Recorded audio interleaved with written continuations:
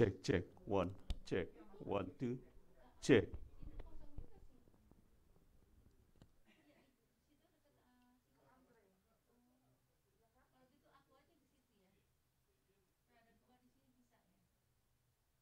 Cek, cek, one, two, cek, one, two, cek, cek. Cek.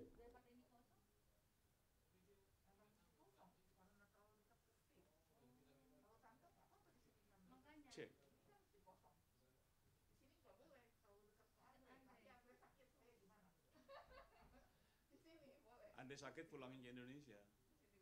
Banyak cewek yang ngurusin.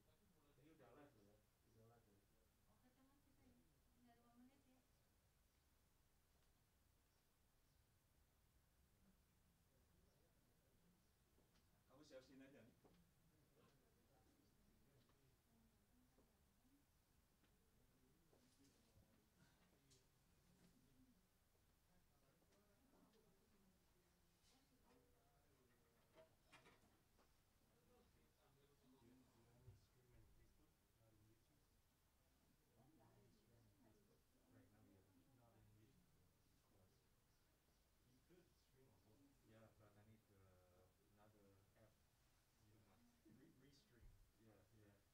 Andre, Hari berdoanya di situ apa di sini? Mas Hari? Di tengah sana aja ya? When? Ani? Siap. Udah 5 menit lagi.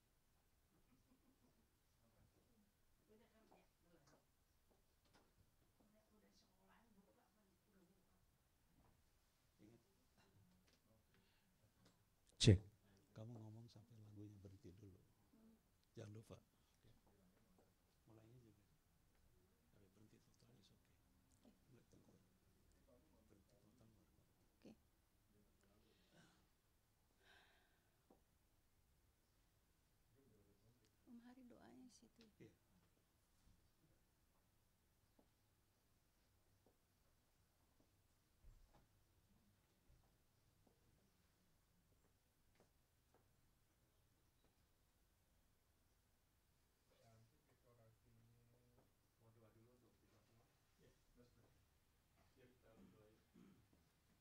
Bapak Surgawi, terima kasih pagi ini ya Tuhan, Kau berikan kesempatan kepada kami sekali lagi untuk menyembah-Mu. Supaya kami datang bukan hanya dengan bibir kami, perkataan kami, tapi dengan hati kami ya Tuhan. Selik hati kami, supaya Engkau kuduskan dan kami boleh layak menyembah-Mu ya Tuhan. Dengan kekudusan, ampuni segala kesalahan kami sepanjang minggu ini Tuhan. Kami bersyukur kawan-kawan yang setia yang hadir bersama kami. Tuhan pilih hati mereka masing-masing, berkati khusus dengan berkat-berkat rohani, juga mungkin teman-teman yang sedang dalam perjalanan, dan juga yang tidak bisa datang hari ini Tuhan bersama mereka, yang di rumah juga. Tolong Andre, tolong kami yang melayani hari ini, semuanya dari pertama hingga akhirnya, kami mohon semua itu hanya untuk kemuliaan Tuhan. Ya. Tuhan tutup kami, fokus kami di belakang kayu salib ini Tuhan. Kami menjadikan kebaktian ini untuk kemuliaan-Mu sekali lagi di dalam nama Tuhan Yesus Kristus. Haleluya. Amin. Amin. Kenapa Kohim? Oh, saya orangnya suka bikin keren, model-model. Tadi kamu bilang ini. Iya, kebanyakan sana kosong. Kebanyakan. Salat kegirangan dari umat yang telah dimenangkan, dari umat yang telah dimenangkan.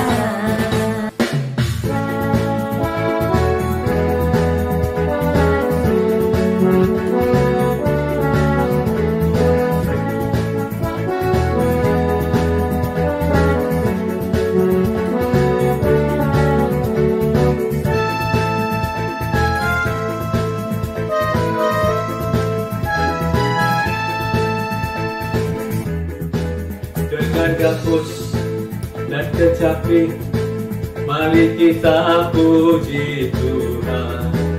Bersoraklah, bernyanyilah, bersuka di hadapannya. Renungkanlah beri kemenangan. Kalau Tuhan di pihak kita, siapa lawan kita? Terdengar suara Tuhan dari Sion, terdengar suara kegirangan dari umat yang telah dimenangkan, dari umat yang telah dimenangkan. Terdengar suara Tuhan dari Sion, terdengar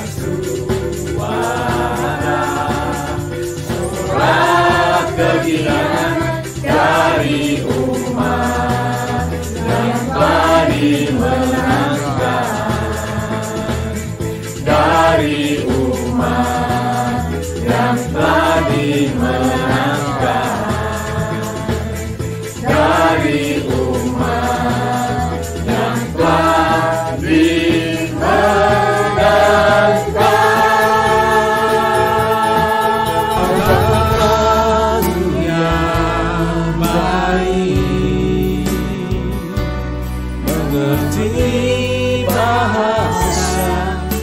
tetesan air mata tak kau biarkan ku berjalan sendirian, sebab Bapa-Ku yang baik, Engkau sungguh baik.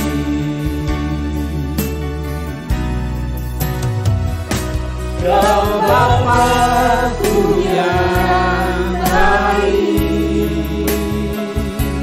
mengerti bahasa tetesan air mata tak kau biarkan ku berjalan sendirian, sebab Bapa-Ku yang baik, Engkau sungguh baik, Engkau sungguh baik, Engkau sungguh baik.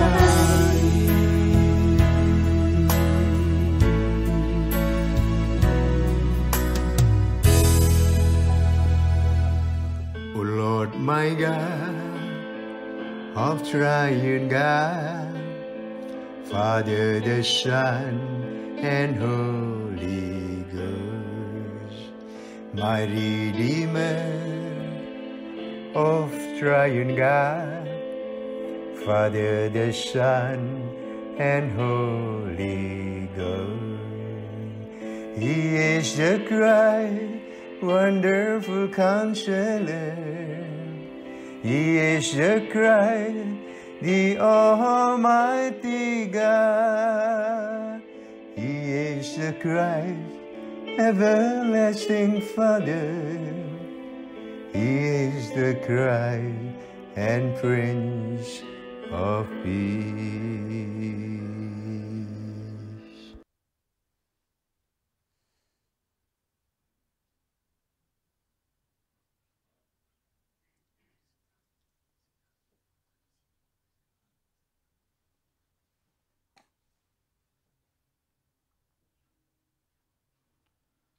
Salam saudara-saudara. Salam saudara-saudara. Shalom. Ya, selamat pagi. Kita mau mulai kebaktian ini. Mari kita bawa dalam doa. Tuhan Allah Bapa yang di surga, terima kasih ya Bapa buat pagi hari ini kami boleh berada di tempat ini. Tak lain kami hanyalah ingin menyembah-Mu dan meninggikan Engkau ya Bapa. Terima kasih Tuhan, kiranya Tuhan pimpin acara kebaktian di pagi hari ini, supaya semuanya layak di hadirat-Mu ya Bapa. Juga kami terus berdoa buat alat-alat musik yang mau kami pakai, juga internet yang kami pakai ini Tuhan. Biarlah Tuhan urapi alat-alat ini semuanya untuk kemuliaan-Mu ya Tuhan. Dan terutama kami berdoa buat firman-Mu yang akan disampaikan oleh hamba-Mu hari ini ya Tuhan. Kiranya Tuhan penuhi hamba-Mu dengan Roh-Mu yang kudus, supaya firman-Mu yang disampaikan hari ini bisa kami terima dan untuk kemuliaan-Mu Bapa. Terima kasih.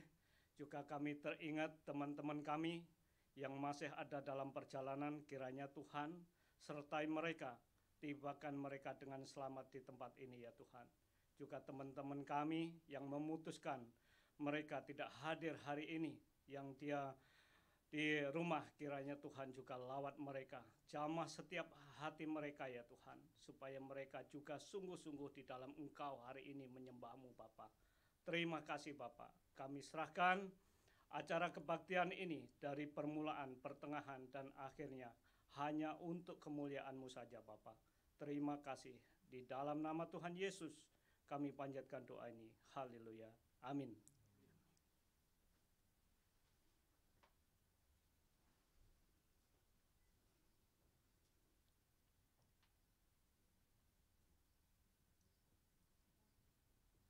Good morning. Shalom everyone.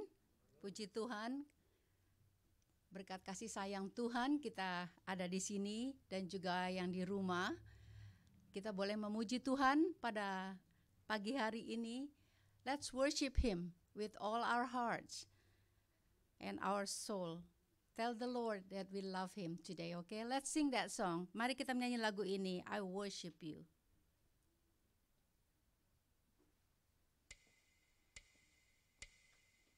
I worship you, Jesus, I worship you. With all of my heart and all of my soul, I love you, I love to worship you.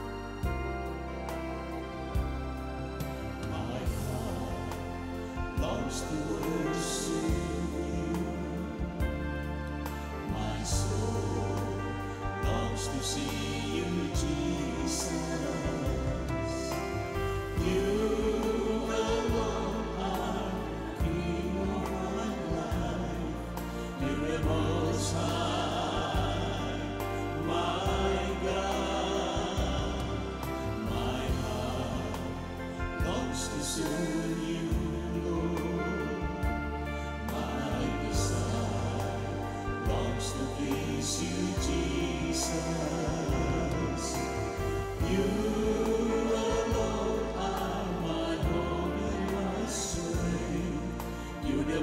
Most High, my God, I worship you. Jesus, I worship you. With all of my heart and all of my soul, I love you. I love to worship you.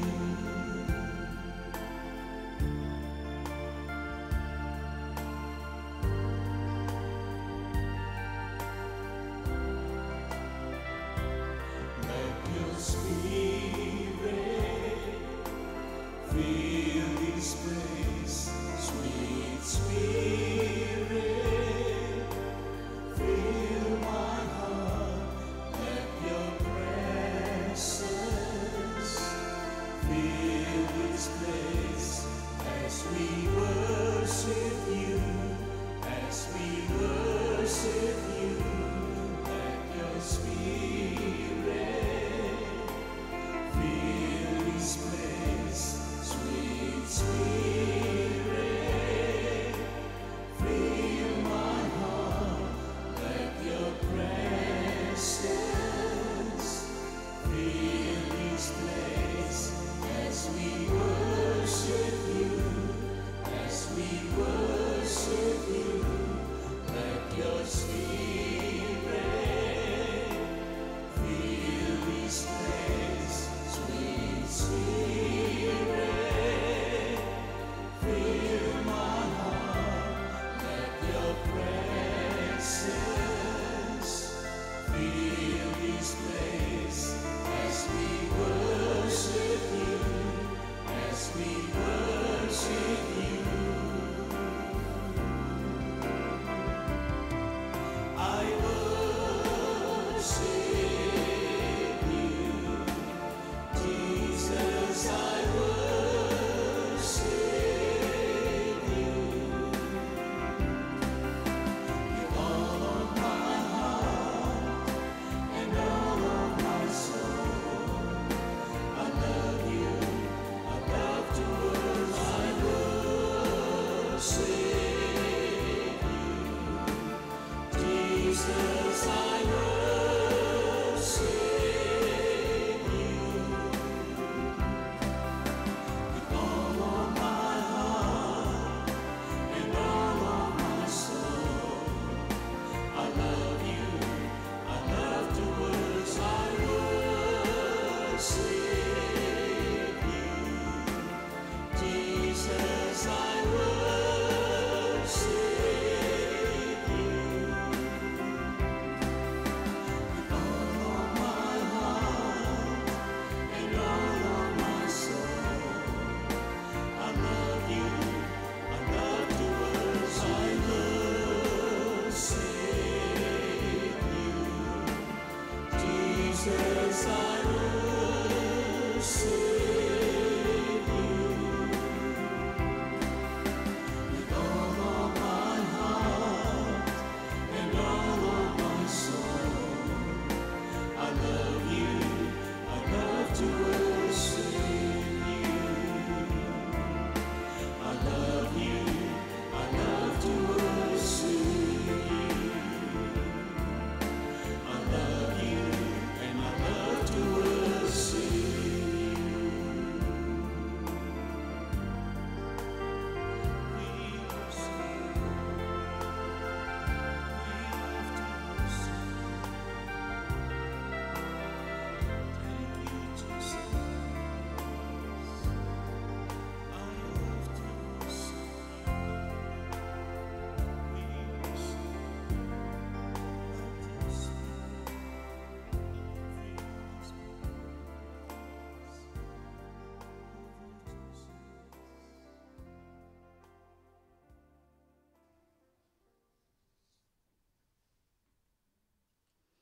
Puji Tuhan, kita terus menyembah Tuhan.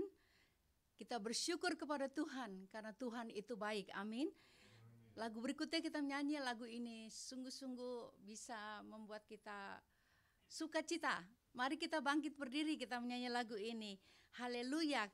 Ku memuji-Mu Tuhan, bersyukurlah.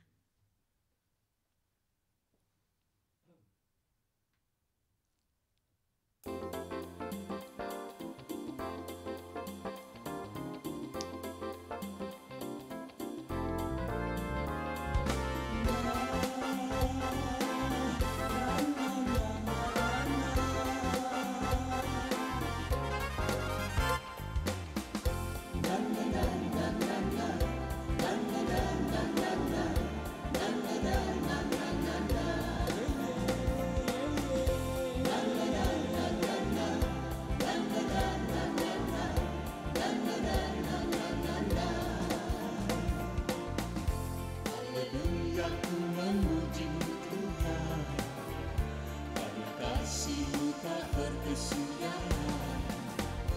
Biarkan bernafas memuji Sang Raja, di atas gunung dan di dalam samudra. Tanganku angkat padamu, mensyukuri rahmat yang Kau beri. Kakiku melompat padamu, sebab rahmat-Mu baru setiap hari. Bersyukurlah kepada Tuhan, sebab Dia baik, sebab Dia baik. Kuasanya untuk selamanya, kasih setianya, kasih setianya.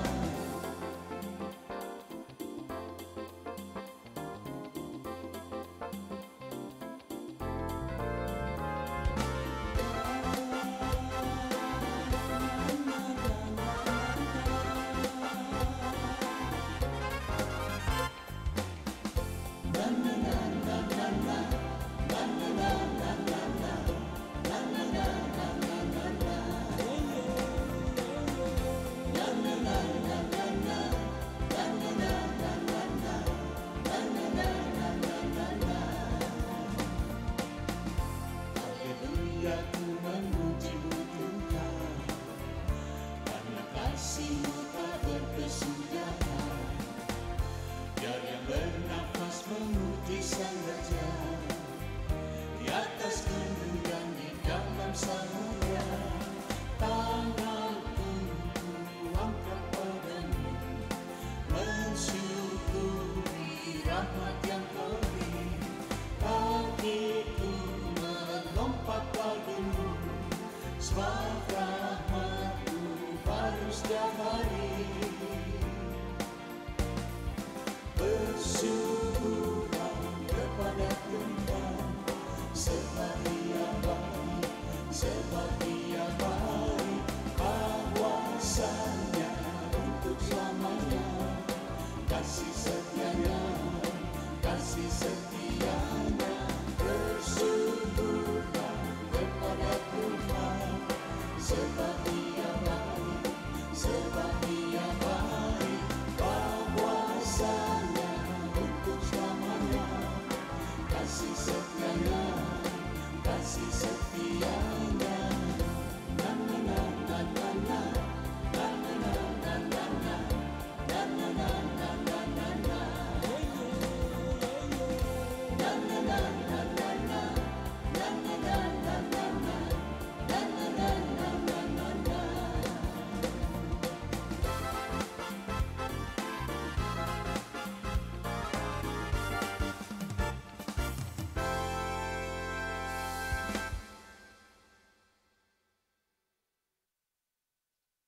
Puji Tuhan, kita tetap berdiri karena lagu yang berikutnya lagu ini berkata bangkit, bangkit, serukan nama Yesus, nyatakan kuasanya. Kita buat iblis gemetar, amin. Amin. Kalahkan tipu dayanya dengan kuasa nama Tuhan Yesus. Mari kita nyanyi lagu itu, bangkit.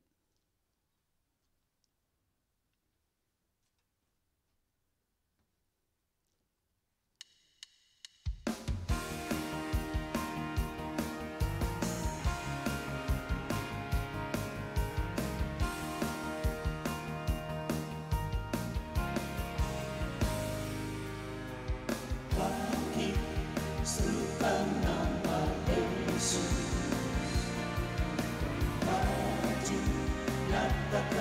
kuasanya. Kita buat iblis gemetar, kalahkan tipu dayanya dengan kuasa namanya. Bangkit, serukan nama Yesus. Maju, nyatakan kuasanya. Kita buat iblis gemetar, kalahkan tipu dayanya dengan kuasa namanya. Nama Yesus, menara yang kuat.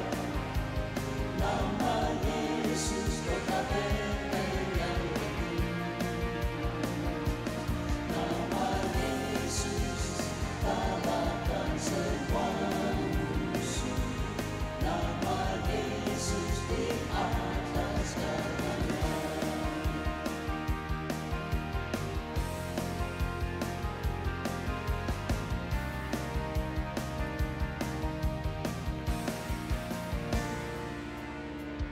Bangkit, serukan nama Yesus.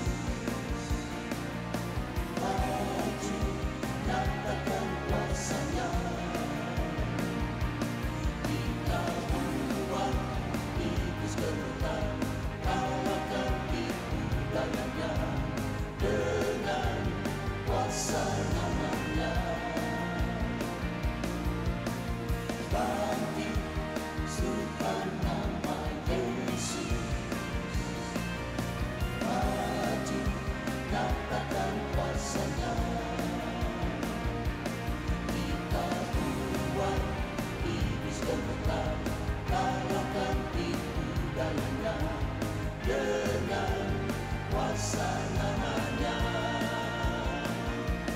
Nama Yesus, menara yang kuat.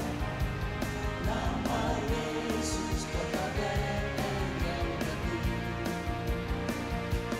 Nama Yesus, kalahkan semua musuh. Nama Yesus di atas segalanya. Nama Yesus, menara yang kuat. Nama Yesus, kota benteng yang teguh. Nama Yesus, kalahkan semua musuh. Nama Yesus di atas segalanya. Nama Yesus di atas segalanya. Nama Yesus di atas segalanya.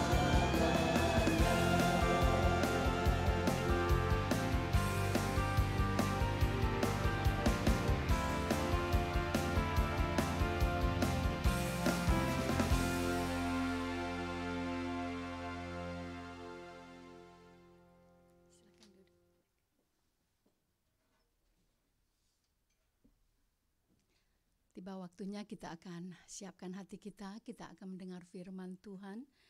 Pak Cornelis sebentar akan memberitakan firman Tuhan.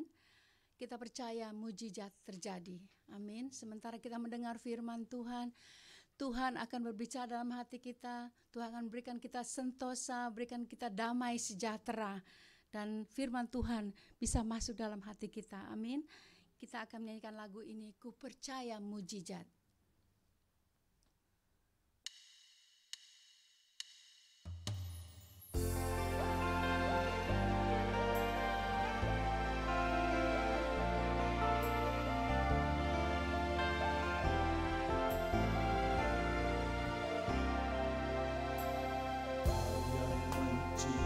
Menciptakanku dalam anugerah-Mu.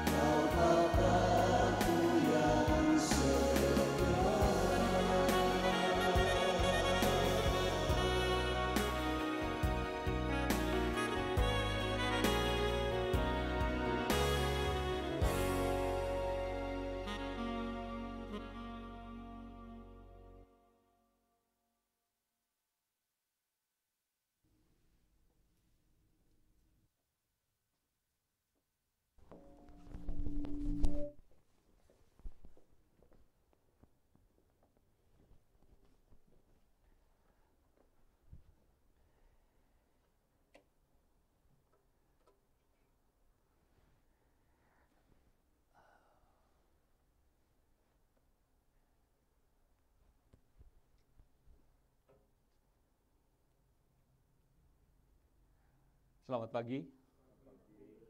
Saya nggak bisa lihat senyumnya karena semuanya ditutup mukanya. Tapi saya tahu kalian senyum ya. Yang penting senyum di hati ya, begitu.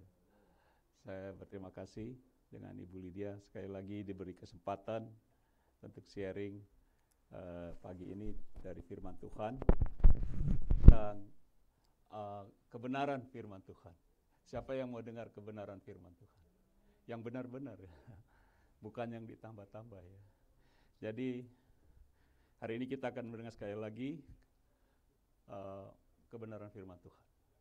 Karena bulan depan kita akan ada Paskah, jadi saya mencoba menyelesaikan hari ini ya. Yang panjang saya coba ringkes ya. Jadi kalian sabar-sabar aja ya. Ada acara nggak setelah ini? Tidak ada acara ya. Jadi saya yakin jikalau misalnya tidak ada COVID ya, kalau tidak ada COVID, Hollywood membuat satu film Superman dengan versi yang sangat terbaru dari yang sudah-sudah. Dan saya yakin pasti kalau film ini diputarkan di bioskop, pasti ada banyak yang anak-anak muda-muda dan orang-orang tua, mereka akan pergi nonton film ini, betul? Kalau tidak ada COVID, ini cerita Superman yang terbaru. Dan pasti mereka akan antri di depan bioskop. Panjang antri ya begitu. Sekarang nggak ada yang antri ke gereja ya. Tapi kalau lihat film Superman itu, saya pasti mereka anak-anak kecil, orang tua akan antri di depan. Nah, tapi pertanyaannya, seperti saya sudah katakan bulan lalu, apakah cerita Superman itu cerita fakta atau dongeng? Hanya hayalan, betul? Tidak ada, in reality tidak ada Superman. Kalau ada ya barangkali dia bisa menyelamatkan COVID ya, dia puter-puter aja COVID hilang lagi begitu ya. Jadi itu hanya, ini kayaknya kekencengan, ada feedback. Jadi yang ini dikecilin Andre ya. Yang Superman ini walaupun sudah ratusan tahun barangkali ya di Amerika disukai, tetapi itu hanya cerita hayalan, betul? Cerita yang tidak ada reality, cerita dongeng. Walaupun cerita ini sudah menjadi orang Jawa bilang beken ya, sudah jadi cerita yang semua kita tahu. Dan itulah orang-orang zaman ini manusia, dia suka mendengar yang hal-hal begini, bahkan disukailah gitu. Mereka tidak bisa tunggu melihat yang cerita-cerita yang semacam ini. Oke, mari kita berdoa. Terima kasih Tuhan, berkati firman-Mu hari ini, berkati jemaat-Mu yang hadir, yang di rumah juga, supaya kami jelas mendengar firman-Mu hari ini. Berkati juga hamba-Mu ini. Di dalam nama Tuhan Yesus Kristus, hamba berdoa. Semua yang percaya katakan, amin. Baik, firman Tuhan dengan cepat saya akan mulai dengan kita membaca 2 Timotius, 2 Timothy, you can read. Bisa kebaca ya, apa lampunya terlalu terang, apa begitu. 1, 2, 3. Karena akan datang waktunya orang tidak dapat lagi menerima ajaran sehat, tetapi mereka akan mengumpulkan guru-guru menurut kehendaknya untuk memuaskan keinginan telinganya.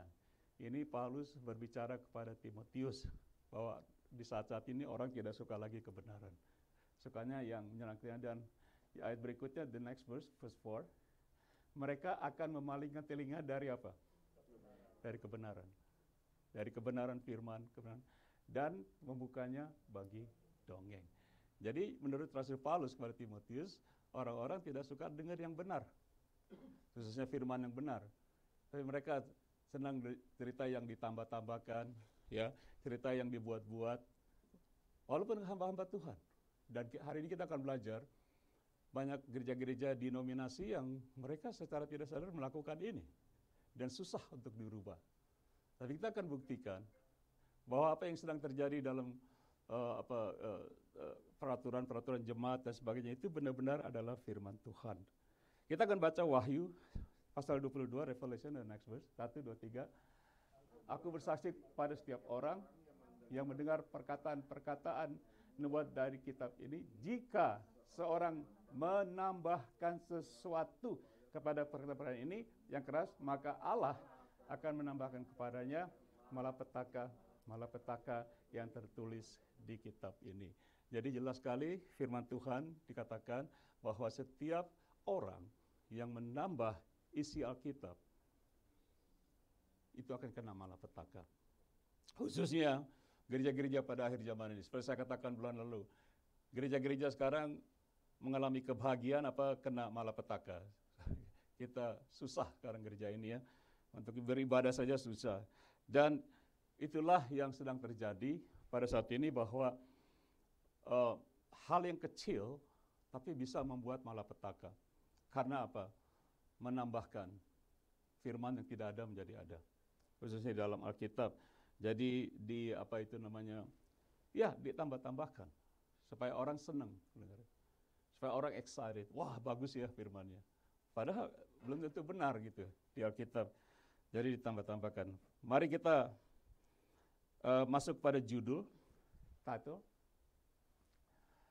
fakta atau dongeng fabrikasi bagian kedua ya, part 2. Last month, kalau saudara yang tidak mengikuti part 1 itu ada ya di kayaknya sudah masuk di YouTube. Part 1-nya, ini part 2, yaitu fact or fairy tale or myth fabrication, part 2. Fabrication artinya yang tidak ada diadakan, fabrikasi, cerita yang dibikin-bikin gitu, itu fabrication. Jadi kita akan lihat beberapa dengan cepat, saya tidak akan lama, saya coba cepat hari ini ya, tapi banyak poin. Poin nomor 1 kita langsung, point number 1. Di sini dikatakan, Stephen, are you ready? Apakah benar kalau perjamuan kudus itu maknanya untuk menyembuhkan penyakit? Apakah benar kalau perjamuan kudus itu maknanya untuk menyembuhkan penyakit? Yang mana diterapkan banyak orang-orang percaya. Saya punya saudara, salah satu saudara kami, dia sekali dia bangun pagi, dia katakan, kok kenapa saya pusing-pusing ya? Kepala saya pusing begitu. Terus dia bilang begini, dia bilang, oh saya pusing karena tadi pagi saya belum ambil perjamuan kudus, belum minum perjamuan kudus. Jadi karena dia tidak minum perjamuan kudus, dia pusing-pusing kepalanya gitu. Ini true story gitu. Nah banyak khususnya di Indonesia orang-orang yang mengatakan bahwa perjamuan kudus bisa menyembuhkan penyakit. Amin, betul? Kita akan selidiki, oke? Apakah benar? Coba kita lihat Matius 26 sampai 28, Matthew. Dan ketika mereka sedang makan, Yesus mengambil roti, mengucap berkat, memecah-mecahkannya, lalu memberikannya kepada murid-muridnya dan berkata, ambillah, makanlah, inilah tubuhku. Next verse. Sesudah itu ia mengambil cawan, mengucap syukur, lalu memberikannya mereka dan berkata, minumlah kamu semua dari cawan ini. Oke. Now we go to Luke 22, Lukas 22. Oh, sorry. Sesudah itu 28 dulu ya. Sebab inilah darahku, darah perjanjian yang ditumpahkan bagi banyak orang untuk apa? Pengampunan dosa. Ini Tuhan Yesus yang ngomong tentang perjamuan kudus. Ambillah ini untuk pengampunan dosa. Jadi mengaku dan sebagainya. Coba we go to the next verse. Di Lukas 22 dikatakan, lalu ia mengambil roti, mengucap syukur, memecah-pecahkannya dan memberikannya kepada mereka, katanya, inilah tubuhku yang diserahkan bagi kamu, perbuatan ini menjadi peringatan akan. Menjadi apa? Peringatan akan aku. Perjamuan kudus. Jadi kalau kita ambil, itu mengingat akan Tuhan Yesus. Tadi kata untuk pengampunan dosa, untuk mengingat Tuhan Yesus. Perjamuan kudus. Oke. 20, next verse. Demikian juga dibuatnya dengan cawan, sesudah makan ia berkata, cawan ini adalah perjanjian baru oleh darahku yang ditumpahkan bagi kamu. Tidak ada kata-kata tentang kesembuhan, menyembuhkan penyakit. Ini Tuhan Yesus bicara. Tuhan Yesus dia katakan, perjamuan kudus untuk menyembuhkan kamu dari penyakit. Tapi untuk apa? Mengingat dia dan juga untuk pengampunan dosa. Dosa kita mengaku dosa dan sebagainya. Coba 1 Korintus pasal 11. Saya akan pelan-pelan. 1 Korintus, oke, mulai dengan ayat 20 yang ketiga ya, Stephen ya. Kita baca pelan-pelannya. Sebab apa yang telah kuteruskan kepadamu telah aku terima dari Tuhan, yaitu bahwa Tuhan Yesus pada malam waktu diserahkan mengambil roti, next verse 24. Setelah itu ia mengucap syukur atasnya, yang memecah-mecahkannya dan berkata, inilah tubuhku yang diserahkan bagi kamu. Perbuatlah ini apa? Menjadi ini Paulus peringatan akan Tuhan Yesus. 25. Demikian juga mengambil cawan, sudah makan lalu berkata, cawan ini adalah perjanjian baru yang dimeteraikan oleh darahku. Perbuatlah ini setiap kali kamu menjadi peringatan akan. Dari ayat 23 sampai 25, Rasul Paulus sama sekali tidak mengatakan ini untuk menyembuhkan orang. How many of you get it? Jadi dikatakan firman Tuhan jelas Tuhan Yesus dengan Paulus sama. Tidak ada kata-kata perjamuan kudus itu dipakai untuk kesembuhan. Tetapi kenapa dipraktekkan orang? Kenapa sekarang kita lihat banyak jemaat bahwa hamba Tuhan yang mengatakan ini bisa menyembuhkan orang? Benar tidak? Oke. Coba ayat 26 dikatakan, ini bagus. Sebab setiap kali kamu makan roti ini dan minum cawan ini, kamu apa? Memberitakan kematian Tuhan sampai ia datang. Setiap kali kita ada perjamuan kudus, kita makan roti dan minum, kita apa? Dikatakan memberitakan kematian Tuhan Yesus. Ini firman Tuhan yang ada ya, yang tidak dikatakan bahwa ini bisa menyembuhkan sakit penyakit. Kita lihat ayat 27, 28, 27, 28 dikatakan juga. Jadi barang siapa dengan cara yang tidak layak makan roti atau minum cawan Tuhan yang keras, ia berdosa terhadap tubuh dan darah. 28. Karena itu hendaklah tiap-tiap orang menguji diri sendiri dan baru sesudah itu makan roti dan minum dari cawan ini. Nah, sekali lagi, firman Tuhan mengatakan, kalau kita mengambil ini sembarangan, coba kita lihat ayat 27 lagi, 27, Stephen, one more time, so we're gonna go fast. Jadi barang siapa saja, oke, barang siapa dengan cara yang tidak layak makan roti atau minum cawan Tuhan, ia berdosa terhadap tubuh dan darah Yesus. Nanti kita akan pelajari kenapa Rasul Paulus mengatakan berdosa terhadap tubuh dan darah Yesus. Kalau kita ngambil sembarangan, bukan menjadi berkat, jadi kesembuhan, malah menjadi dosa. Hati-hati Bapak Ibu.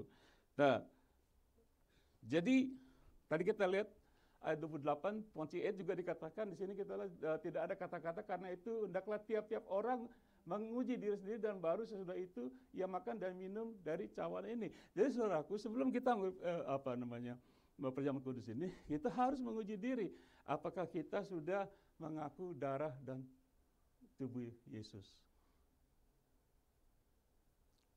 Kalau belum, ada sanksinya. Coba kita lihat ayat 29. Apa sanksinya? Karena barang siapa makan dan minum tanpa mengakui tubuh Tuhan, ia mendatangkan perjamuan kudus. Kalau saudara belum mengakui tubuh Kristus, saudara akan mengalami apa? Hukuman. 30. Coba perhatikan. 30. Sebab itu banyak di antara kamu yang lemah dan sakit, dan tidak sedikit yang... Nah, ini bukan fabrikasi. Firman Tuhan mengatakan, kalau kita tidak dengan saksama mengecek diri apa kita sudah mengaku darah dan tubuh Kristus, bukannya kita sembuh, tapi kita akan sakit dan lemah. Malah firman Tuhan mengatakan banyak di antara kita yang meninggal. Di mana dikatakan kata kesembuhan dari penyakit? Anda lihat? Ada tidak?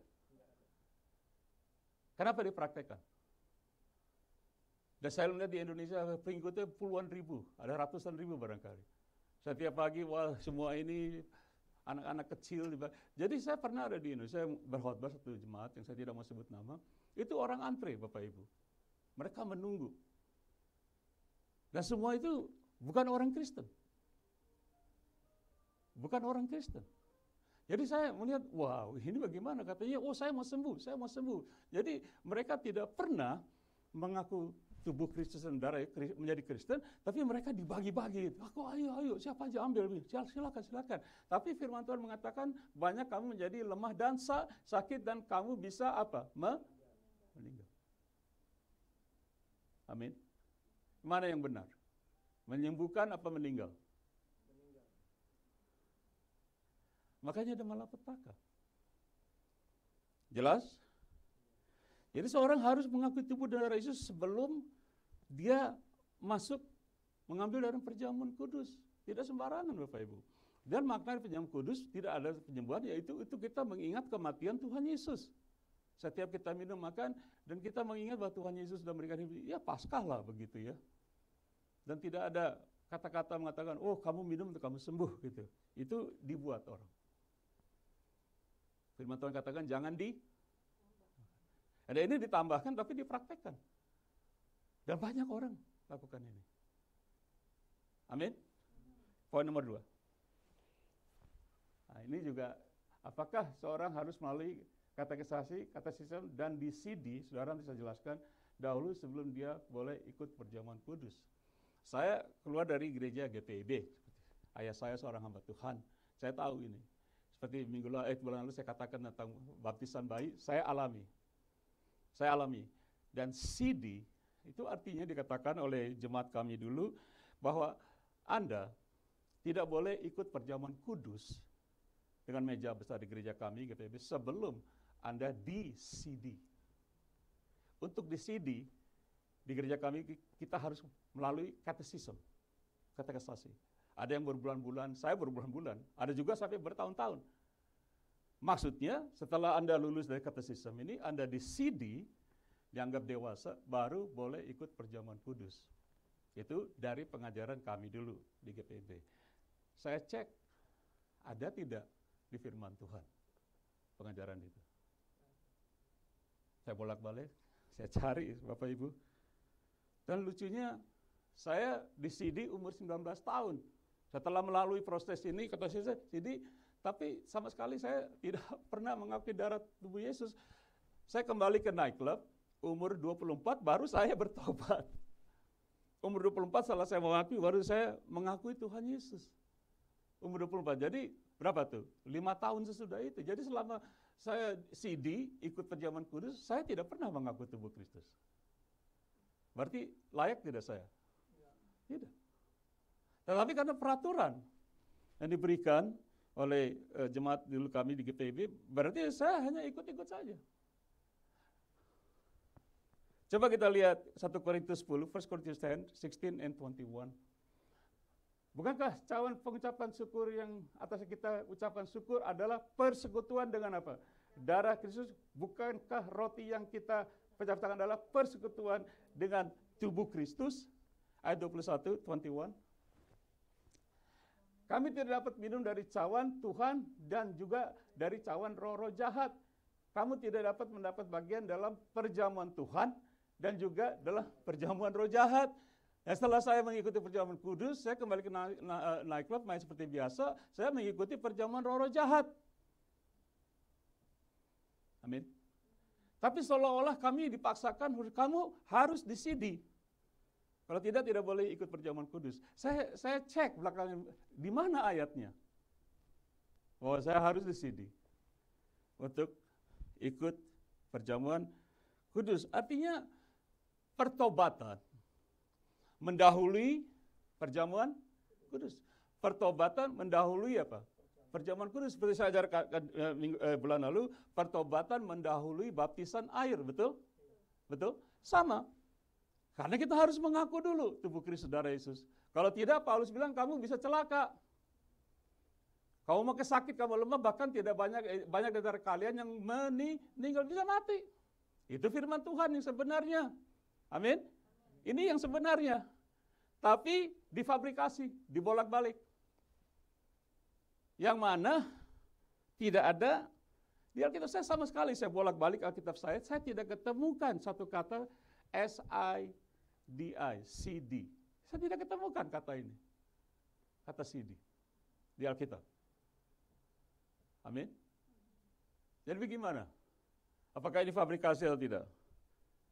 Saudara sudah mulai tegang nih ya. Bapak Ibu di rumah mulai, wah ini Ritiau nih ngomong apa dia nih? Saya tidak ngomong apa-apa Bapak Ibu. Saya mengecek Alkitab saya, Minyak Sasiar, ini fabrikasi dongeng, ditambah-tambahkan apa? Kebenaran firman. Kalau tidak benar ada di dalam Alkitab, jangan ditambah. Kita kena apa? Malah petaka. Apa saudara pikir, Pak Rito salah? Silakan bilang saya salah, nggak apa-apa. Saya tidak apa-apa. Saudara bilang Pak Rito itu kacau khotbahnya. Silakan. Tapi saya tayangkan firman Tuhan yang jelas di sini supaya Anda sendiri melihat bahwa betul tidak yang kita bicarakan hari ini. Ada amin? Beri pujian dong pada Tuhan Yesus supaya kita melihat kebenaran hari ini. Ya. Jadi dari mana asal-usulnya pengajaran gereja ini? Dari mana asal-usulnya? Saya tidak tahu. Harus di sini. Dan nanti Pak, kalau tanya nanti ya, saya merasa bahwa saya tidak layak ikut perjamuan kudus. Walaupun saya sudah melewati katekisme. Karena saya belum mengakui tubuh Kristus. Artinya dalam kata lain, pengajaran cara-cara ini tidak membuat saya bertobat. Tapi Tuhan Yesus katakan, kalau kamu mengaku dengan sadar umur dewasa ya, dengan sadar kamu mengaku tubuh Kristus dan kamu mengaku Kristus, silakan. Tidak ada larangan, silakan. Seperti kamu bertobat dibaptis, silakan. Tidak ada larangan. Amin. Nanti saudara bertanya setelah ibadah ya. Oke, supaya saya cepatnya. Jadi, apakah ini hanya ciptaan manusia yang dibuat-buat supaya orang senang, jadi dibikin peraturan yang sebenarnya tidak ada kaitan. Poin nomor 3. Kita mulai tengah. Supaya saya cepat ya. Apakah penyembah-penyembah benar adalah orang-orang yang menyembah dengan berbahasa roh atau bahasa lidah? Saya lihat muka Anda mulai, Pak Rito ini berani banget ngomong begini. Coba kita selidiki. Apakah penyembah benar adalah orang-orang yang menyembah dengan berbahasa roh dan berbahasa lidah? Nah ini menjadi satu pertanyaan yang luar biasa. Karena ada dua golongan orang percaya yang mengatakan enggak, yang ini bilang iya, yang ini bilang enggak. Yang mana yang benar? Selalu kita yang mengatakan yang benar adalah kebenaran firman Tuhan, Alkitab. Nah, pengajaran ini tidak gampang, Bapak Ibu, tapi saya pelajari, saya selidiki. Dan saya akan tayangkan sesuai dengan apa yang saya selidiki. Saya manusia penuh dengan kelemahan. Jangan saudara bilang, wah Ritiau salah, silakan bilang saya salah, nggak apa-apa. Tapi ini yang saya selidiki. Ada amin? Dan saya tidak pernah menemukan satu ayat di Alkitab saya. Saya tidak pernah menemukan satu ayat di Alkitab saya. Mungkin Alkitab Anda berbeda, yang mengatakan bahwa penyembah-penyembah benar adalah mereka yang menyembah dalam bahasa roh dan bahasa lidah. Saya tidak ketemu ayatnya. Nggak ada ayatnya. Tapi apa yang saya ketemukan, coba kita baca Yohanes 4, 23-24. Ini yang saya ketemukan. Tetapi saat akan datang dan sudah tiba, saya dari sini, sudah tiba sekarang bahwa, baca yang keras, penyembah benar akan menyembah Bapa dalam roh, huruf kecil rohnya. Huruf besar apa kecil? Huruf kecil, bukan Roh Kudus. Dan kebenaran, sebab Bapa menghendaki penyembah-penyembah demikian. 24, yang keras bacanya. Allah itu roh, dan barang siapa menyembah dia harus menyembahnya dalam roh, huruf kecil. Bukan Roh Kudus. Huruf kecil, bukan Roh Kudus. Dan kebenaran, ini yang saya ketemukan. Nah ini yang ngomong siapa? Tuhan Yesus. Pada wanita Samaria. Dia tahu kami menyembah gunung-gunung ini, kamu di sini. Tuhan Yesus bilang bukan. Penyembah benar adalah mereka menyembah Bapa dalam roh. Roh itu huruf kecil. Bukan roh, itu roh kita. Nanti saya jelaskan. Bukan Roh Kudus. Ada orang menanyakan, oh jadi om, kita orang anak muda nih sudah lama, om jadi gitu ya kita harus menyembah di dalam roh dan kebenaran. Dia pikir Roh Kudus. Saya bilang bukan Roh Kudus. Huruf kecil kok. Roh kita. Dengan roh yang benar-benar kita menyembah Tuhan. Nah kita perhatikan, dalam pertemuan ibadah. Mungkin saudara bertanya, Pak Rito jelaskan, kalau Bapak mengatakan, oh penyembah benar itu bukan bahasa lidah dan sebagainya. Coba Bapak jelaskan. Saya jelaskan, tapi saudara sabar ya. Coba kita baca 1 Korintus 14, 26-28. 1 Korintus. Ini dalam forum ibadah. Yang diajarkan oleh Rasul Paulus, yang mengajarkan tentang bahasa roh, bahasa lidah. Paulus. Saya belajar dari apa yang dia tuliskan. Coba kita baca ya 1 Korintus pasal 14 ayat 20 berapa tadi Steven? 26 ya. Kita baca pelan-pelan. Jadi bagaimana sekarang, saudara, bila mana kamu berkumpul, apa berkumpul artinya? Ya seperti kita ini. Ini orang-orang jemaat ya. Hendaklah tiap-tiap orang mempersembahkan sesuatu yang seorang mazmur, yang lain pengajaran atau pernyataan Allah atau karunia bahasa roh, huruf kecil bahasa roh itu. Bukan huruf besar. Bahasa roh itu bukan bahasa Roh Kudus, bukan, huruf kecil. Oke? Atau karunia untuk menafsirkan bahasa roh. Tetapi semuanya itu harus dipergunakan untuk membangun. Baca ayat berikutnya. 27. Jika ada yang berkata-kata dengan bahasa roh, biarlah 2 atau sebanyak 3 orang. Seorang demi seorang. Baca yang keras. Dan harus ada seorang lain untuk menafsirkannya. Ini dalam forum ibadah. Berkumpul. Yang diajarkan oleh Rasul Paulus. Bukan saya. Bukan saya. Kalau saudara mau berdebat, tanya Rasul Paulus ya. Paulus ini salah nih ngomongnya, silakan. Saya hanya menyampaikan. Saudara baca ayat 28. Baik-baik. 1, 2, 3. Jika tidak ada orang yang dapat menafsirkannya, yang keras, hendaklah mereka berdiam diri dalam pertemuan ibadah ini ya, jemaat dan hanya boleh berkata-kata kepada dirinya sendiri dan pada Allah. Ini orang yang 2-3 orang diizinkan, kalau tidak ada yang menafsirkan, Paulus bilang dia harus diam. Halo? Dia harus apa? Diam. Dikatakan tidak oleh Paulus, mari kita semua beribadah dengan bahasa roh. Ditulis tidak? Paulus sudah bilang begitu. Malah disuruh diam. Kalau tidak ada yang menafsirkan. Diam supaya kita berbicara kepada Allah. Itu ada juga ayatnya, bahwa satu-satunya kita hal yang kita tidak tahu berbicara dengan Tuhan. Ini dalam forum ibadah. Contoh, Kisah Para Rasul 12, 10, 44, 47. Saya kasih contoh. Ketika Petrus sedang berkata demikian, turunlah Roh Kudus ke atas semua orang yang mendengarkan pemberitaan itu. 45, next. Dan semua orang percaya dari golongan bersunat yang menyertai Petrus tercengang-cengang karena mereka melihat bahwa karunia Roh Kudus dicurahkan ke atas bangsa-bangsa lain. 46.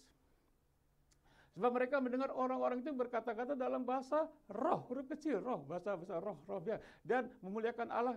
Lalu kata Petrus, 47.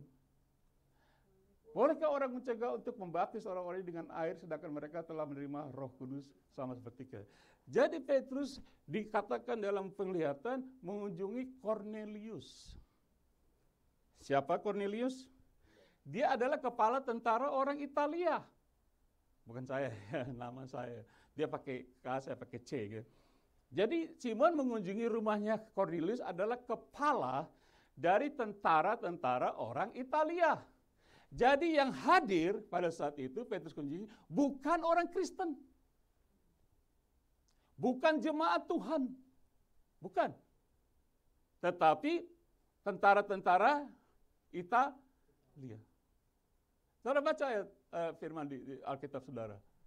Dikunjungi oleh Petrus. Lantas Petrus bersaksi. Semua ini bukan beribadah jemaat Kristus, bukan gereja. Hanya disuruh oleh Tuhan. Dan situ ada beberapa orang. Petrus memberitakan Injil pada semua orang ini. Nah di tengah pemberitaan Injil, tiba-tiba apa yang terjadi? Mereka percaya, curahan Roh Kudus terjadi, baru mereka apa? Berbahasa roh. Setelah itu, jadi Petrus tidak mulai mengatakan, oke, mari kita ibadah, oke semua start, 1, 2, 3, semua bahasa. Tidak. Mereka bukan orang Kristen kok. Mereka bukan orang gereja, orang Italia, tentara lagi. Cornelius itu. Tapi terjadi. Nah, banyak orang mengatakan, oh kita harus dalam bahasa roh berdasarkan ayat ini. Berdasarkan cerita ini. Oh ya, semua kita harus mulai. Tidak, malah kebalikannya. Kalau orang mengatakan ibadah dengan bahasa, berarti fabrikasi. Siapa yang ngerti? Ngerti sampai sini? Jangan marah saya. Jadi yang benar, apakah benar ibadah itu dengan bahasa roh? Saya tidak ketemukan. Coba kita lihat Kisah Para Rasul 19 ayat 47, cerita yang sama. Sekarang Rasul Paulus. Tolong ambilin air dong, hari. Kata Paulus, baptisan Yohanes adalah pembaptisan orang yang telah bertobat. Dan ia berkata kepada orang banyak bahwa mereka harus percaya kepada dia yang datang kemudian daripadanya, yaitu Yesus. Verse 5. Ketika mereka mendengar hal itu, mereka memberi diri mereka dibaptis dalam nama Tuhan Yesus. Saudara baca ayat 6, 6, yang kan ikut baca sama saya dong. Dan ketika Paulus menumpangkan tangan di atas mereka, turunlah Roh Kudus ke atas mereka dan mulai mereka berkata-kata dalam bahasa roh. Ayat 7. Jumlah mereka kira-kira 12 orang. Nah ini Paulus datang ke tunjang di Efesus ini, Ada orang pernah mengatakan bahwa kita itu harus dibaptis dalam nama Yesus. Mereka ada pertemuan 12 orang. Apa yang terjadi? Mereka berbahasa roh. Bukan dimulai ini pertemuan dengan bahasa roh, bukan. Tapi setelah Paulus mengatakan kamu harus dibaptis dalam nama Tuhan Yesus, Paulus tumpang tangan baru apa? Baru mereka apa? Bersaroh. Amin.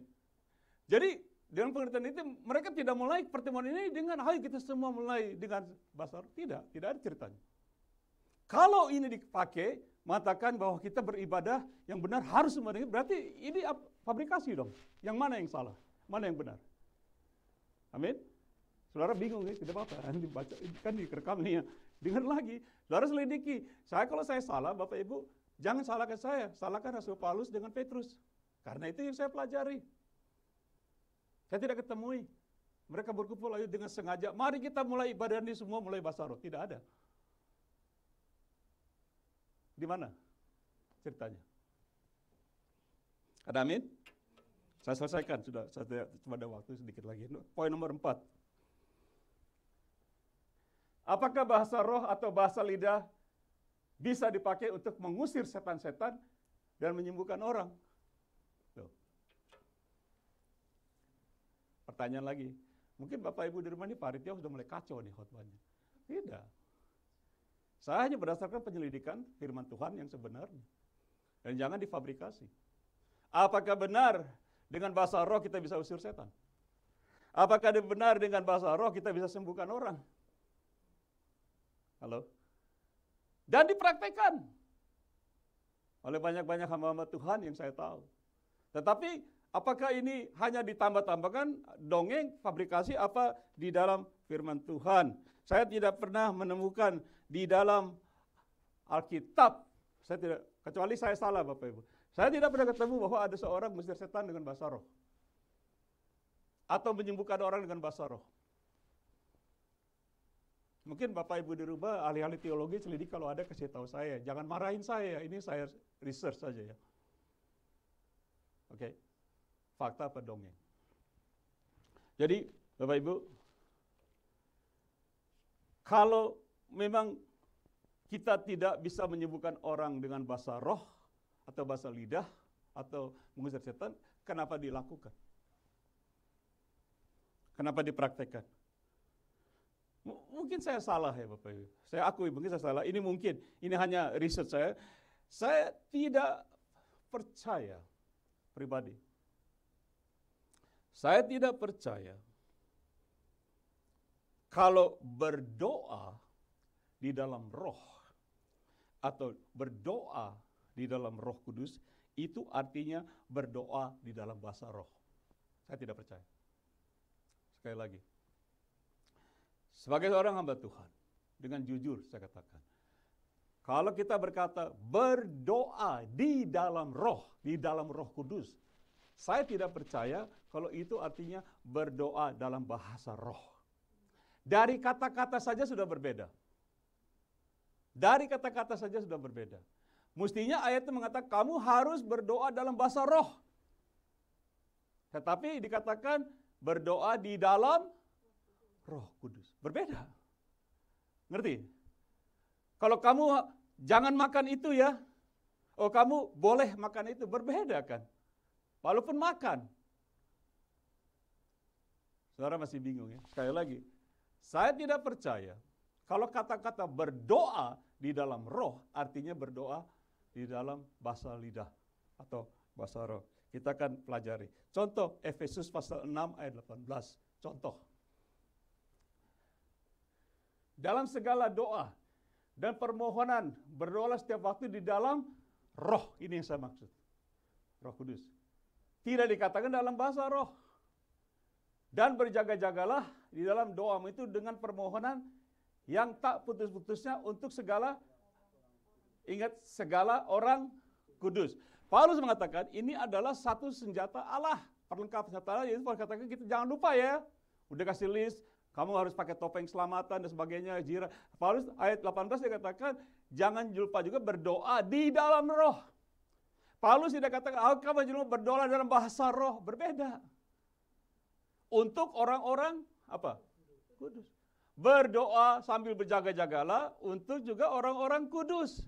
Nah, riset saya yang saya lakukan untuk mengaplikasikan ini, kita baca Roma 8 ayat 26 dan 27. Roma 8. Yang keras, 1, 2, 3. Demikian juga roh, yaitu roh kudus, membantu kita dalam kelemahan kita, sebab kita tidak tahu bagaimana sebenarnya harus berdoa. Ingat, tetapi roh sendiri berdoa untuk kita kepada Allah dengan keluhan-keluhan tidak. Terus saudara perhatikan ayat 27, 1, 2, 3. Dan Allah yang menyelidiki hati nurani mengetahui maksud roh kudus itu, yang yaitu bahwa ia sesuai dengan kehendak Allah berdoa untuk apa? Siapa yang berdoa? Roh Kudus apa bahasa roh? Roh Kudus. Halo? Rasul Paulus katakan tadi berdoa dalam bahasa roh untuk orang kudus. Sekarang di Roma dia bilang seperti itu. Kita tidak tahu lagi bagaimana berdoa. Makanya kali kita berdoa tuh, waduh pikiran banyak, khawatir, jadi berdoanya hilang. Jadi kita ngomongnya ngawur aja, nggak fokus gitu. Makanya berjaga dalam bahasa roh. Saya kasih contoh yang gampang deh. Misalnya kita berdoa di luar di lapangan bola, ada kilat, ada guntur, kilat. Kita lagi berdoa nih di lapangan, berdoa di lapangan. Terus kita, jangan sampai kita kena, mari kita berdoa di dalam rumah. Apakah kita harus berbahasa rumah? Untuk menjaga jangan sampai doa kita keganggu. Makanya dia bilang berdoa di dalam roh dan berjaga-jaga. Nah Paulus bilang di Roma, kita juga sama, kita nggak bisa berdoa lagi, nggak kuat. Siapa yang berdoa? Siapa yang berdoa? Siapa yang berdoa? Siapa yang berdoa? Siapa yang berdoa? Bukan bahasa lidah. Bukan bahasa roh. Roh Kudus sendiri berdoa buat kita. Untuk siapa? Roh Kudus. Amin. Amin. Jadi, saya sudah hampir selesai. Saya tahu saya akan ditanggapi. Saya nggak khawatir. Saya nggak khawatir. Sungguh, saya nggak khawatir. Karena saya sudah bilang dengan istri saya berdoa, saya harus dengan kepenuhan Roh Kudus, keberanian. Banyak orang nggak berani bicara gitu, betul? Banyak orang nggak berani bicara gitu. Betul kok, Jos? Banyak orang nggak berani. Mungkin dia takut kehilangan jemaat, takut kehilangan uang, penghasilan dipecat kali juga. Takut tidak populer. Nah saya sudah katakan, ada dua hal yang saya pakai dalam pelayanan. Nomor satu, saya tidak suka menyenangkan hati manusia. Tidak suka. Karena firman Tuhan mengatakan, kalau saya melayani, saya berkenan kepada manusia, saya bukan hamba Kristus. Jadi saudara mau apa-apakan saya silahkan, saya nggak apa-apa, saya nggak ada masalah. Dan yang kedua, saya tidak mau menjadi hamba uang. Sudah jelas, saya mau jadi hamba Tuhan. Yang dengan kepenuhan Roh Kudus menyatakan kebenaran sendiri. Kalau Tuhan Yesus bilang penyembah benar dalam roh dan kebenaran, berarti nggak ada yang lain. Nggak ada yang lain, nggak usah ditambah-tambah. Nggak usah kita dengan model-model segala macam yang tidak ada di firman Tuhan. Ada haleluya. Seperti saya katakan, untuk menyembuhkan orang sakit, saya tidak ketemu ayat. Bahkan untuk mengusir setan-setan, kita belajar bulan lalu Tuhan Yesus kasih apa? Kuasa. Ingat 70 murid?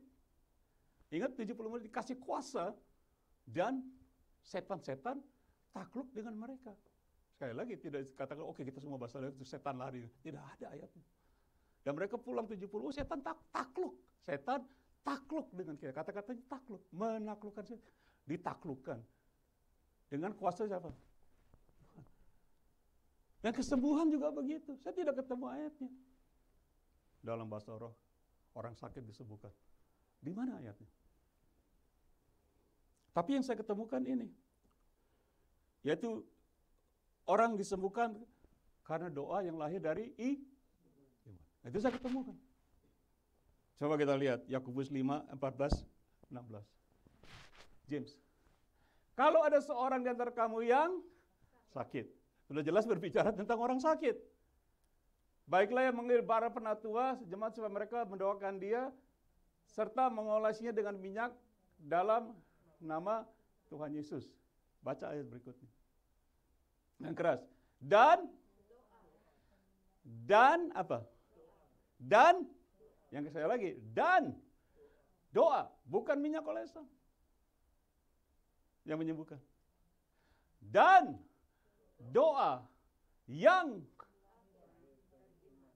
akan menyelamatkan orang sakit itu, dan Tuhan akan membangunkan dia, dan jika ia telah berdosa maka dosanya itu akan diampuni.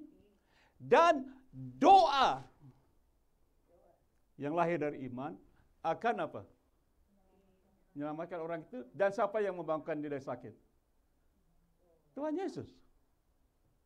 Kita berdoa dengan iman yang menyembuhkan. Oke, karena imanmu seperti 4 orang yang dibawa, yang orang yang lumpuh itu dibawa Tuhan, karena iman kalian yang membawa ini, jadi orang ini diselamatkan dari dosa. Nomor 1 dosanya dulu. Dosamu telah diampuni. Pernah ingat ceritanya? Yang diturunkan dari atap, begitu jatuh depan Tuhan, dosamu sudah diampuni. Karena iman orang, baru dikatakan angkat tilammu.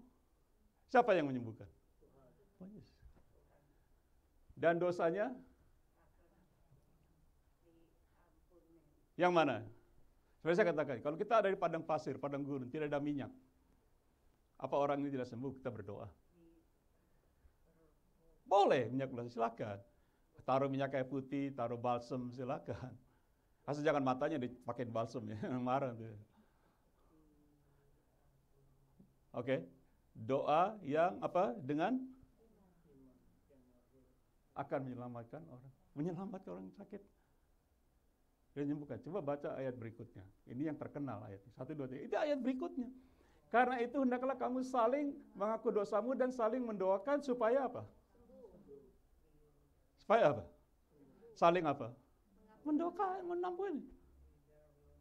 Nah kita kalau udah orang manusia udah kesel, sampai mati juga saya nggak lupa sama dia, biarin aja salahnya sendiri. Tapi kita harus saling mengaku dosamu dan saling mendoakan supaya kamu sembuh. Baca yang keras. Doa orang yang benar bila dengan yakin doakan, sekuasanya. Orang benar hidup oleh iman. Orang benar hidup oleh iman. Jadi doa orang beriman yang menyembuhkan. Ada tidak tulis doa orang-orang bahasa roh? Dituliskan tidak? Paulus kan, kamu orang sakit ini harus berbahasa roh, dia. Kalau enggak sembuh dia. Ada tidak? Kenapa dilakukan? Saudara, mukanya ada, saya lihat dari sini ada berbeda, ada yang bingung, ada yang setuju, ada yang tidak setuju. Ya gitu ya saya lihat. Tapi saya katakan, saya hamba Tuhan. Saya diberikan oleh Tuhan untuk memberanikan diri menyatakan ini. Dan saya tahu tidak banyak hamba Tuhan berani. Tapi saya sudah selesai. Yang mau diskusi silakan. Mau yang nomor telepon, saya suka ngobrol diskusi. Mau 4-5 jam saya suka. Tapi jangan berdebat. Saya tidak suka berdebat. Saya diskusi ya. Berisen ya. Seperti saya katakan, saya pernah duduk sama orang saksi Yehova 2 minggu di rumah. 2 minggu berisen, berdiskusi. Akhirnya dia bilang, Pak Ritya, orang bule lagi, udah tua. Setiap kita ngobrol, mereka cuma bilang, kamu punya pengetahuan firman luar biasa, mau tidak jadi majelis kami? Mau diangkat jadi majelis kita, elder. Saya bilang, thanks but no thanks. 2 minggu. Saksi Yehova. Setiap mereka tanya, saya jawab, saya tanya, mereka bingung. Saya nggak ada masalah diskusi. Tapi kalau memang saya salah, saya minta maaf. Amin. Sekali lagi, kalau saya salah, saya minta maaf. Tapi kalau ini firmannya benar, Jangan debat saya. Tanya Rasul Paulus. Kok Paulus tidak tulis bahasa lidah di sini? Bahasa roh. Dalam kesembuhan. Kok dalam mengusir setan-setan takluk murid-murid 70 loh ini. Bukan 1, 70. Kok mereka tidak pakai bahasa roh? Tapi mereka pakai kuasa dari Tuhan. Dan ini yang menyembuhkan, katanya karena kita beriman, kuasa Tuhan menyembuhkan dan menyelamatkan. Bukan kuasa manusia. Kita hanya dipakai dengan iman mendoakan orang sakit. Ada haleluya. Ngerti? Waktu saya sudah selesai, saya akan tutup. Jadi apa aplikasinya? Nomor 1, sekali lagi, firman Tuhan tidak boleh ditambah. Firman tidak difabrikasikan. Yang tidak ada, jangan diada-adakan. Saudara dan saya akan kena malapetaka.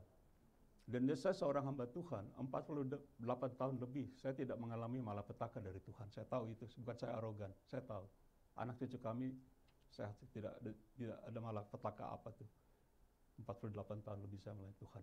Memang kalau saya salah, saya udah bangek kalau kena COVID apa segalanya barangkali. Tuhan udah, kamu salah Cornelius, kamu stop, kamu penyesat, kamu penyesat. Dalam hatiku, yang mana yang menyesat? Memberitakan yang benar apa yang tidak ada? Yang mana yang menyesat? Jawab saya. Yang mana yang menyesatkan? Yang tidak ada di Alkitab, apa yang memberitakan Alkitab? Yang tidak ada di Alkitab itu menyesatkan. Tuhan bilang hati-hati, zaman ini orang datang dengan namaku, dengan nama Tuhan.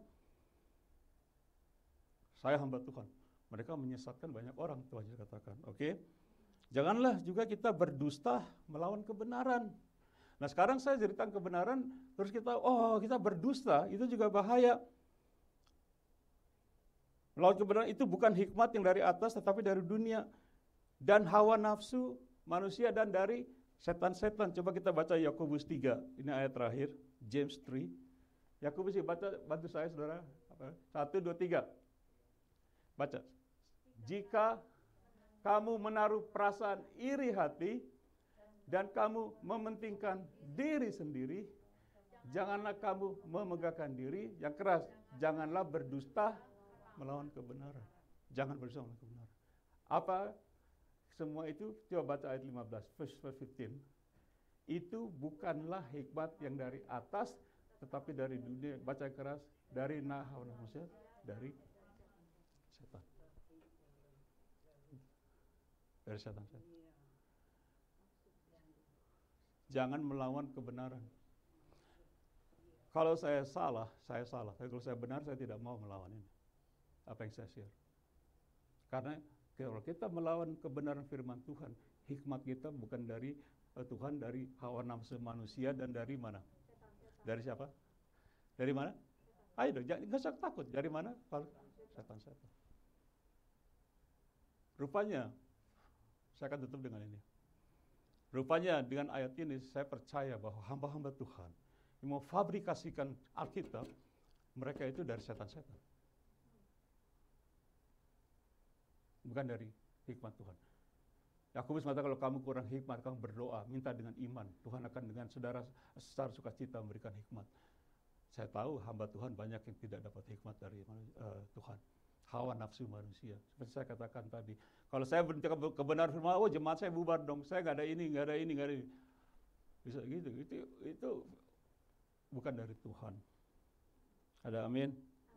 Masih ada hal-hal lagi banyak Bapak Ibu, banyak sekali. Saya nggak ada waktu. Saya selesai aja. Banyak Bapak Ibu yang saya pelajari akhir ini.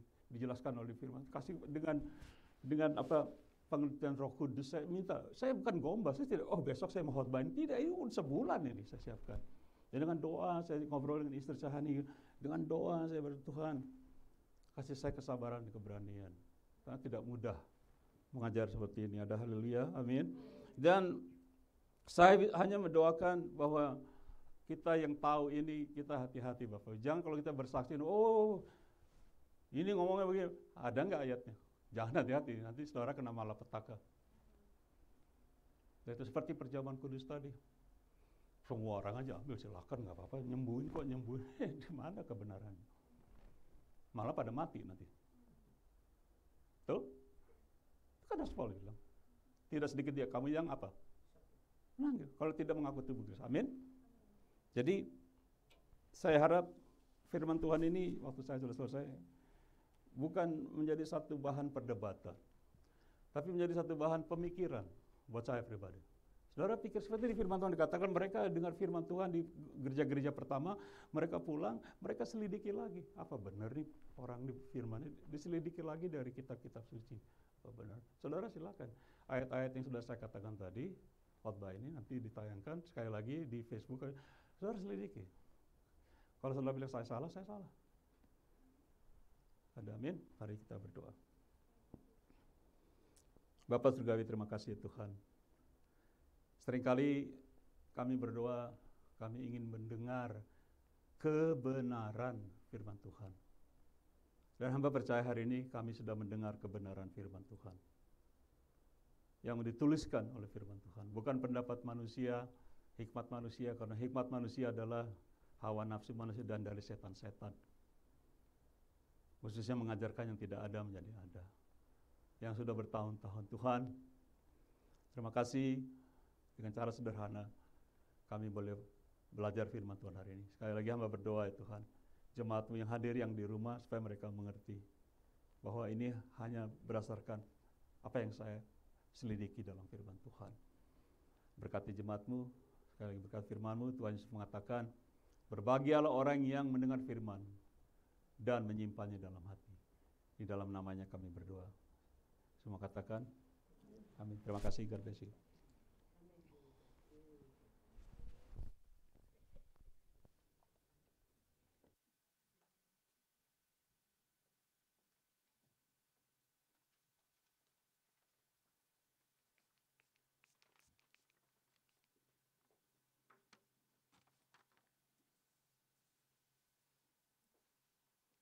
Terima kasih kepada Pak Ritiau yang sudah menyampaikan firman Tuhan.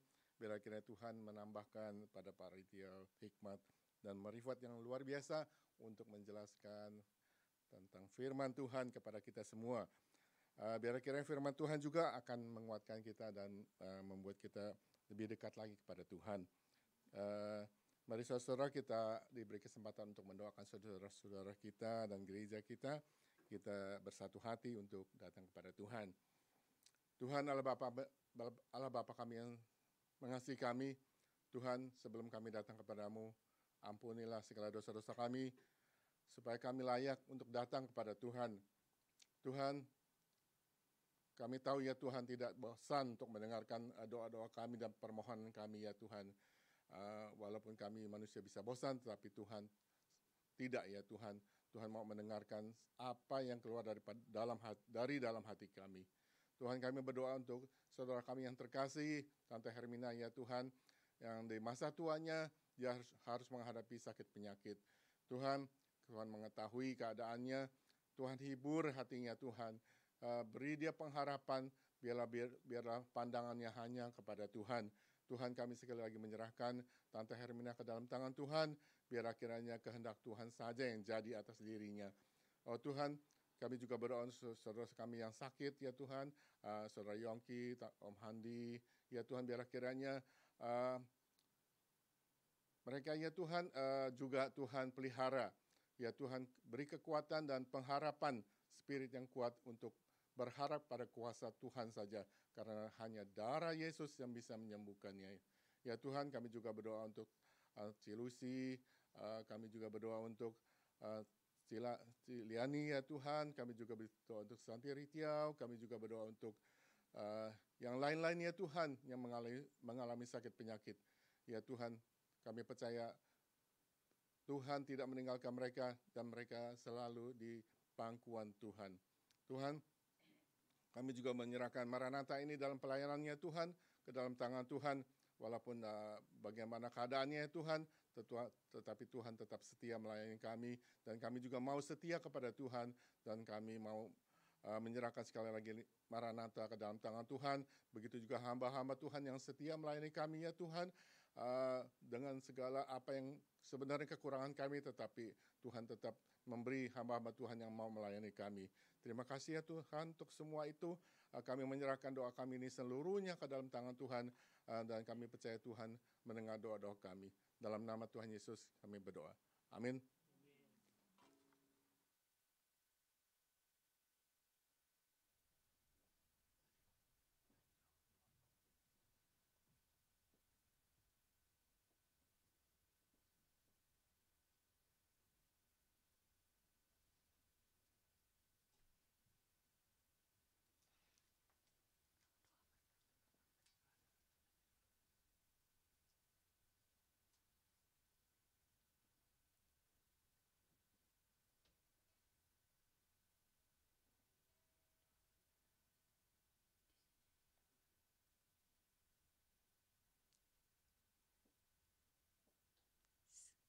kebaktian sudah selesai. Sebelum kita menyanyi lagu yang terakhir, kita akan mendapat doa berkat dulu.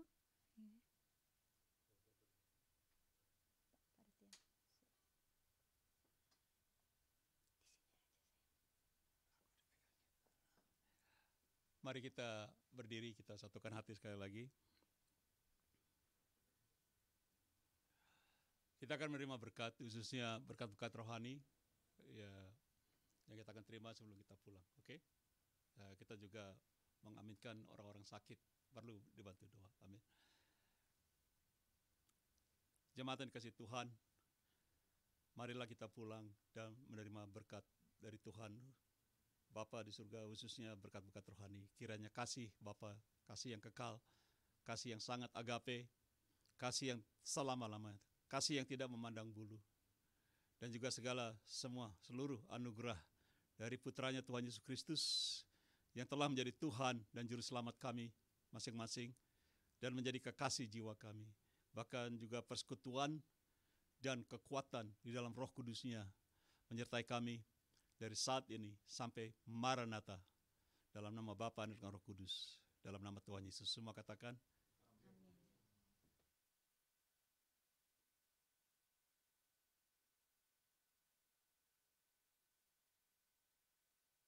Kita akan menyanyi lagu yang terakhir.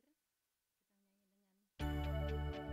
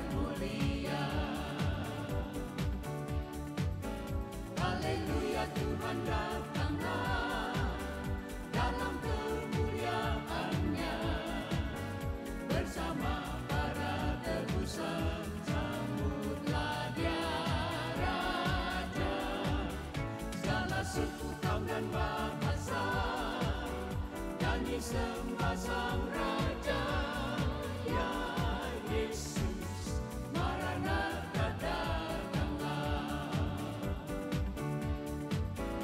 Haleluya, Tuhan datanglah dalam kemuliaan-Nya bersama para tebusan. Sambutlah Dia Raja, segala suku, kaum dan bahasa, nyanyi sembah Sang Raja, ya Yesus, Maranatha datanglah. Ya Yesus, Maranatha datanglah. Ya Yesus, Maranatha datanglah.